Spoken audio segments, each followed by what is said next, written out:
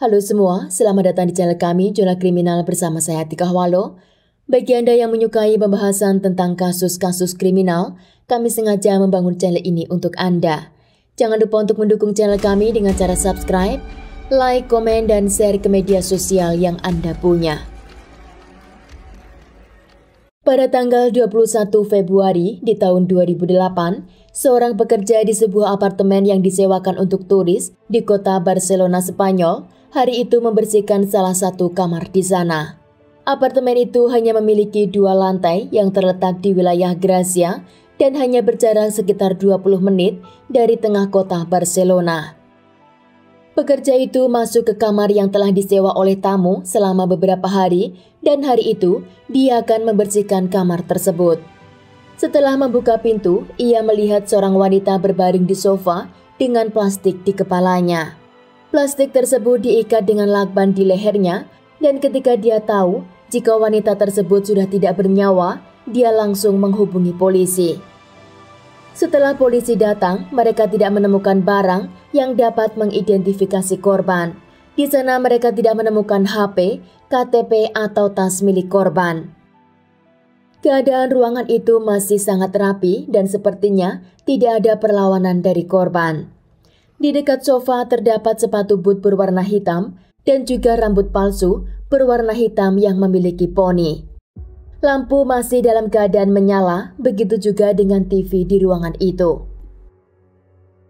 Investigasi segera dilakukan untuk mencari identitas korban dan mereka menemukan jika kamar tersebut disewa atas nama Ana Maria Pais. Dan Ana menyewa apartemen tersebut dari tanggal 18 hingga pada tanggal 21 Februari. Keesokan harinya polisi mendapat laporan bahwa keluarga Ana Maria melaporkan bahwa Ana tidak pulang hari itu. Penyidik mengambil foto Ana Maria dan membawanya ke apartemen di mana korban ditemukan. Namun ketika foto itu ditunjukkan kepada penjaga apartemen, mereka mengatakan jika foto dan orang yang menyewa apartemen tersebut adalah orang yang berbeda. Mereka juga mengingat jika wanita yang mengambil kunci itu bukan wanita yang ada di foto tersebut. Kasus ini semakin aneh ketika penyidik menemukan bahwa korban yang ada di kamar itu dinyatakan adalah Ana Maria. Polisi menduga jika kematian korban adalah kematian yang tidak disengaja dan kemungkinan Ana di apartemen itu sedang bermain dengan 2 orang pria dan mereka melakukan permainan yang sangat berbahaya. Karena hasil otopsi menyatakan jika di mulut dan alat kemaluan korban ditemukan adanya cairan dari 2 pria yang berbeda dan kematian korban dikarenakan sesak nafas karena plastik yang ada di kepala korban. Penyidik menyuruh orang tua Ana untuk melihat jasad korban yang ditemukan di apartemen untuk mengetahui siapa sebenarnya nama korban. Orang tua Ana mengatakan bahwa benar wanita yang meninggal itu adalah Ana Maria Pais. Namun ketika polisi menjelaskan dugaan kenapa dia meninggal, mereka sama sekali tidak menerima.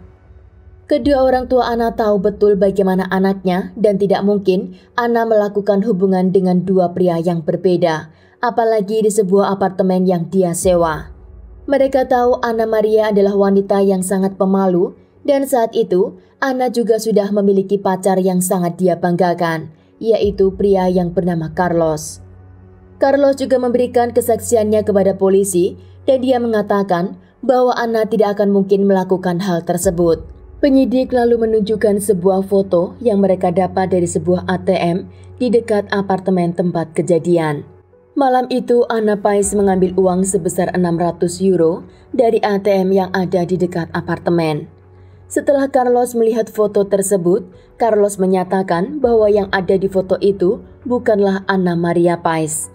Namun sepertinya dia mengenal wanita itu, walaupun dia tidak tahu siapa nama aslinya, tapi Ana sering memanggil wanita tersebut dengan sebutan Angie. Penyidik kini mendapat nama yang diduga menjadi tersangka dan wanita itu bernama Mary Angelis Molina Fernandez atau yang sering dipanggil Angie. Dia berusia 40 tahun.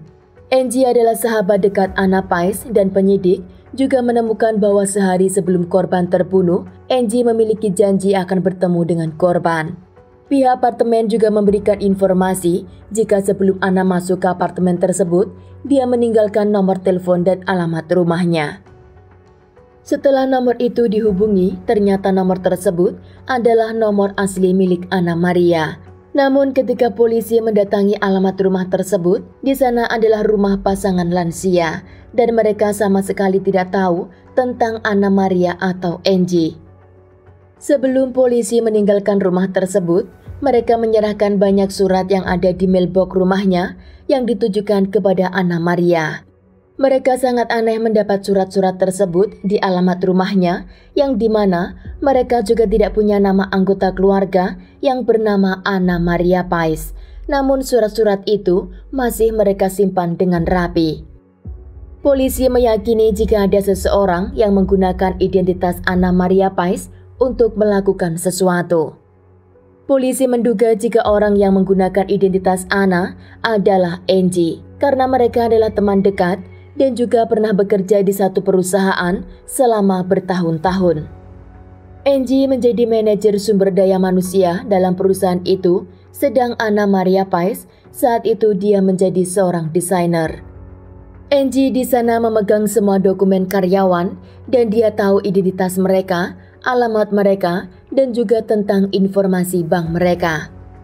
Setelah Angie dan Ana Pais tidak lagi bekerja di tempat yang sama, Angie tetap menjalin hubungan dengan Ana Maria karena dia akan menggunakan identitas Ana untuk kepentingan pribadinya dan dia akan menyamar menjadi Ana Maria Pais. Angie dipanggil untuk datang ke kantor polisi dan di sana Angie mengatakan bahwa malam sebelum kejadian dia memang menelpon Ana Maria yang dimana mereka sudah memiliki janji akan bertemu di sebuah restoran. Namun karena dia harus pergi ke kota kelahirannya di kota Zaragoza, maka Angie membatalkan pertemuan mereka malam itu.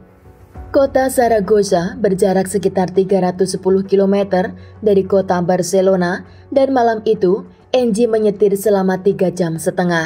Angie mengatakan bahwa malam itu dia harus mengambil abu ibunya yang sudah meninggal dan dia juga punya bukti pembayaran dari kartu yang dia gunakan di sebuah toko saat dia di kota Zaragoza.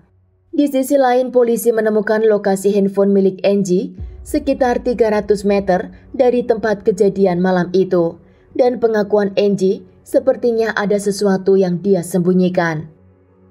Dari surat-surat yang diterima di rumah pasangan lansia itu, polisi menemukan bahwa nama Ana Maria Pais telah digunakan untuk mencari pinjaman uang ke beberapa bank lokal.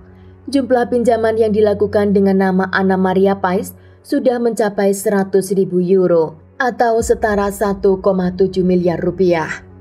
Di sana juga terdapat asuransi jiwa Ana Maria dengan jumlah 850.000 euro atau setara 15 miliar. Dan orang yang menerima uang tersebut adalah wanita yang tidak ada hubungannya dengan anggota keluarga Ana Maria. Wanita misteri itu telah menerima uang asuransi jiwa dari Ana Maria setelah dia meninggal selama beberapa minggu. Penyidik mendatangi semua bank untuk memeriksa keaslian dokumen yang Ana gunakan di bank tersebut. Setelah dilihat, ternyata Ana Maria Pais di dokumen tersebut memiliki tanda tangan yang sedikit berbeda. Dan ketika dilihat dari kamera CCTV, terlihat yang datang ke kantor bank tersebut adalah wanita yang memakai rambut palsu berponi dan itu bukan Ana Maria Pais. Ternyata Angie menggunakan semua identitas Ana Maria dan juga memalsukan tanda tangan korban untuk mendapat asuransi jiwanya. Angie menggunakan nama orang ketiga untuk mendapat uang asuransi tersebut dan setelah uang itu cair, Angie segera mengambil uang tersebut agar tidak terlacak. Setelah uang tersebut cair, polisi menangkap Angie dan mereka menggeledah rumah Angie. Di sana polisi menemukan sebuah kontainer kecil yang berisikan kloroform dan juga berisikan obat bius. Penyidik menduga jika Angie menggunakan obat bius tersebut untuk menidurkan korban sebelum akhirnya dia membunuhnya. Karena di tubuh korban tidak ditemukan tanda-tanda perlawanan atau pertengkaran di ruangan itu. Angie memiliki waktu yang sangat panjang untuk melakukan semua rencananya. Ketika penyidik menanyakan tentang kloroform yang ada di rumahnya, Angie menjawab bahwa produk tersebut dia gunakan untuk membersihkan peralatan rumah tangganya. Dan juga anaknya yang sedang belajar di sekolah mendapat tugas untuk melakukan tes dengan produk tersebut. Semua alat elektronik yang ada di rumah Angie disita oleh polisi dan ternyata di komputer Angie ditemukan beberapa hari sebelum kematian korban. Angie melakukan pencarian informasi di internet bagaimana menggunakan kloroform dan bagaimana membuat sertifikat kematian palsu. Angie merupakan wanita yang pendiam, namun dia terlihat sangat arogan dan sombong. Penyidik berusaha membuka bagaimana Angie melakukan semua itu dan apa saja yang penyidik belum ketahui tentang rencana Angie. Penyidik mencari informasi tentang kehidupan Angie dan menurut teman-teman kerjanya, Angie merupakan wanita yang memiliki gaya hidup mewah dan glamor. Bahkan dia selalu mengatakan bahwa dia terlahir dari keluarga yang sangat kaya raya dan setelah kedua orang tuanya meninggal, dia mendapat warisan yang sangat besar. Namun sebenarnya, ayah Angie adalah seorang sopir taksi dan ibunya adalah seorang ibu rumah tangga. Angie lahir di tahun 1968 di kota Saragossa dan di kota kelahirannya itu, Angie dikenal sebagai anak yang arogan dan juga pemarah. Angie tidak mau mengakui kedua orang tuanya di publik dan dia juga tidak terima hanya dibelikan baju yang biasa saja. Dia akan memilih dan menyuruh orang tuanya untuk membelikan baju yang bermerek. Angie juga suka merendahkan dan mengejek orang lain yang lebih miskin darinya.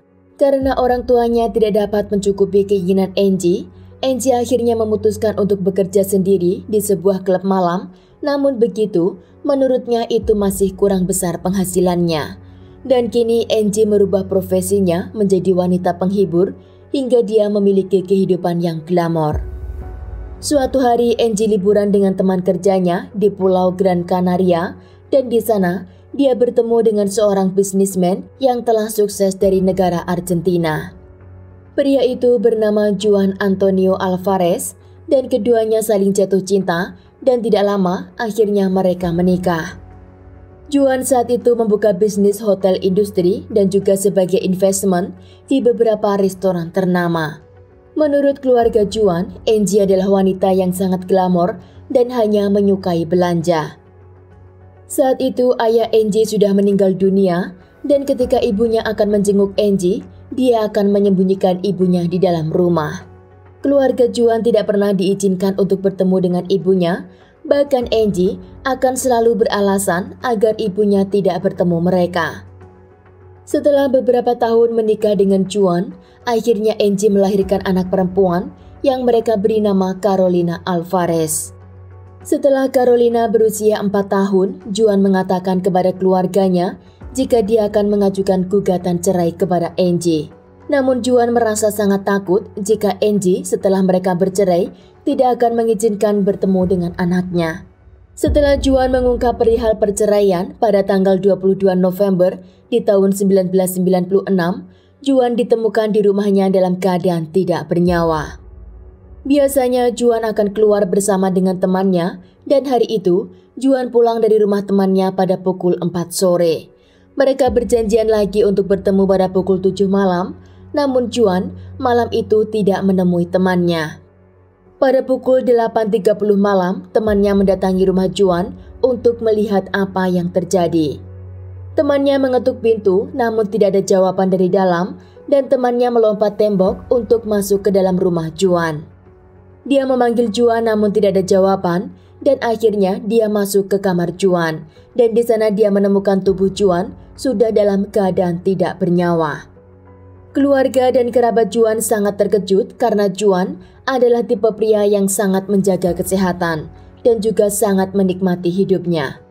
Hasil otopsi menyatakan bahwa Juan meninggal karena pendarahan di bagian paru-parunya dan saat itu Angie sedang travel di luar kota. Dia kembali pulang saat mendapat kabar bahwa suaminya meninggal dunia dan Angie sama sekali tidak menunjukkan kesedihan atau rasa kehilangan atas kematian Juan. Dari kematian Juan, Angie mendapat warisan sebesar 300.000 euro di tahun 1996. Menurut asisten Angie, saat itu Angie menelponnya beberapa kali hanya menanyakan bagaimana keadaan suaminya. Padahal biasanya Angie tidak pernah menanyakan keadaan suaminya saat dia sedang di luar rumah. Walaupun tidak ada bukti yang mengarah ke Angie atas kematian Juan, namun banyak orang yang menduga jika Angie ada di balik kematian Juan. Angie dinyatakan tersangka utama atas pembunuhan terhadap Anna Maria Pais dan persidangan atas kasus tersebut terjadi pada tanggal 20 Februari di tahun 2012 di Tribunal Barcelona. 4 tahun setelah kematian Anna Maria, Angie masih tetap tidak mengakui bahwa dia tersangka atas kematian korban. Berbagai alasan dibuat Angie untuk lepas dari tuduhan sebagai tersangka, padahal penyidik telah menemukan rambut aslinya di rambut palsu yang tertinggal di apartemen dan juga telah menemukan fotonya yang memakai wig tersebut di dalam sebuah bank saat mengajukan asuransi jiwa Anna Maria. Menurut kesimpulan penyidik, di hari kejadian itu Angie memakai rambut palsunya dan mengambil uang Anna Maria di ATM sebesar 600 euro. Lalu dia menuju ke kota Saragossa. Setelah dia tiba di kota Saragossa, dia hanya di sana selama beberapa menit saja, lalu dia berhenti membeli sesuatu di toko untuk mendapat bukti bahwa malam itu dia ada di kota tersebut. Setelah kembali pulang, Angie menelpon Anna Maria dan mengatakan untuk bertemu di sebuah restoran. Setelah bertemu dengan Anna Maria, Angie mengajaknya ke sebuah apartemen yang telah dia sewa beberapa hari sebelumnya. Sesampainya di sana, Angie memberikan kloroform atau obat bius kepada Anna Maria hingga akhirnya dia tertidur. Setelah Anna Maria tertidur, Angie meletakkan cairan dua pria yang berbeda di mulut dan juga di area intim korban. Lalu Angie membungkus wajah korban dengan plastik dan membiarkan dia kehabisan nafas di sana. Bagaimana dengan cairan kedua pria dan dari mana asal cairan tersebut? Ternyata sehari sebelum kejadian, Angie telah mendatangi klub malam dengan menggunakan rambut palsunya dan membayar 2 wanita penghibur sebesar 200 euro.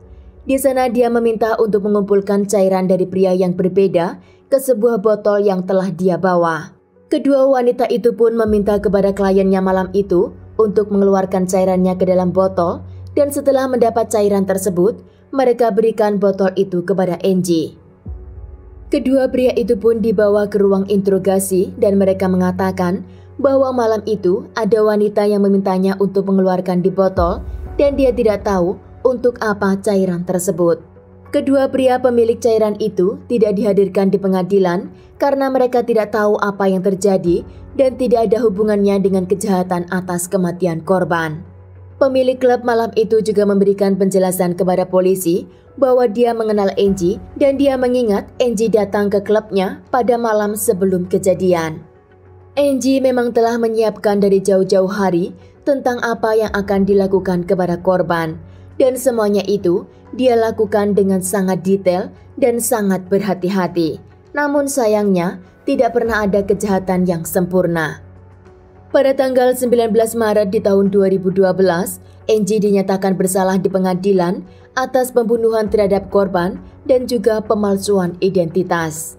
Angie dijatuhi hukuman selama 22 tahun penjara dan setelah pengadilan tinggi menyidang ulang di pertengahan tahun 2013, hukuman kepada Angie dikurangi menjadi 18 tahun penjara.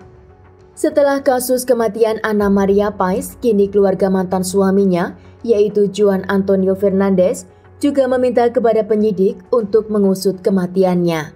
Karena menurut keluarganya, Juan selalu mengkonsumsi vitamin kapsul setiap hari sebelum dia berangkat melakukan olahraga. Dan kemungkinan kapsul vitamin itu telah diganti oleh Angie dengan obat kimikal sebelum dia berangkat travel. Karena Angie tidak tahu jam berapa Juan akan meminum kapsul tersebut, maka dia menelpon terus-menerus asistennya dan menanyakan tentang bagaimana keadaan Juan di rumah. Setelah asistennya mengatakan bahwa Juan ditemukan meninggal di dalam rumahnya, Angie pun segera kembali pulang. Saat itu Angie juga berusaha mengambil uang asuransi jiwa dari kematian suaminya, namun karena kematiannya dinyatakan natural, maka Angie tidak mendapat uang asuransi dari suaminya, hanya mendapat uang dari warisan. Angie mengatakan kepada penyidik kala itu jika dompet dan jam Rolex milik suaminya tidak ia temukan di rumah. Dan Angie mengatakan jika kemungkinan kematian suaminya itu karena dibunuh oleh pencuri yang masuk ke rumahnya malam itu. Namun karena kurangnya bukti, penyidik tetap menyatakan bahwa kematian Juan karena penyakit natural dan bukan kasus pembunuhan. Dalam kasus kematian Anna Maria Pais, polisi juga menggeledah apartemen Angie dan ternyata mereka menemukan dompet dan jam Rolex milik suaminya yang dia klaim telah menghilang dicuri pada saat suaminya meninggal. Angie hingga kini masih menyatakan bahwa dia adalah korban kesalahan penyidik karena dia tetap mengatakan tidak bersalah dan bukan pelaku pembunuhan. Sekian kasus hari ini, jangan lupa tinggalkan like dan komen. Jika Anda tidak keberatan, klik tombol subscribe untuk mendukung channel kami. Terima kasih saya ucapkan kepada Anda para subscribers. Sekian, sampai jumpa di kasus berikutnya.